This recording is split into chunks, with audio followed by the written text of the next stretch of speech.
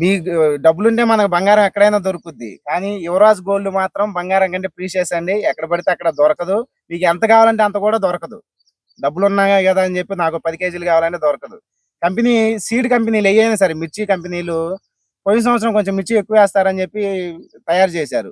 కానీ పెద్దగా సేల్స్ లేదు. మిర్చి చాలా తక్కువ పడింది. కంపెనీ వాళ్ళేసుకున్న అంచనాల కంటే సీడ్ వేస్ట్ అయిపోయింది. సో, ఈ సంవత్సరం మన సీడ్ వచ్చేసరికి ఈ యువరాజ్ గోల్డ్ వచ్చేసరికి చాలా లిమిటెడ్, చాలా తక్కువ క్వాంటిటీనే తయారు చేసింది కంపెనీ. ఏదో పురుగు మందులైతే ఇగో డబ్బాలోన ఆ డబ్బాలో, ఈ డబ్బాలో పోసి ఓ 4, 5 రోజుల్లో ఇచ్చేయొచ్చేమో. కానీ మన యువరాజ్ గోల్డ్ ఇత్తనం రావాలంటే సంవత్సరం టైం పట్టుద్ది. సో, వాళ్ళు ఈ సంవత్సరం మొత్తం కష్టపడి మనకి ఒక కొంత క్వాంటిటీనే ఇచ్చారు. చాలా లిమిటెడ్ క్వాంటిటీ ఇచ్చారు.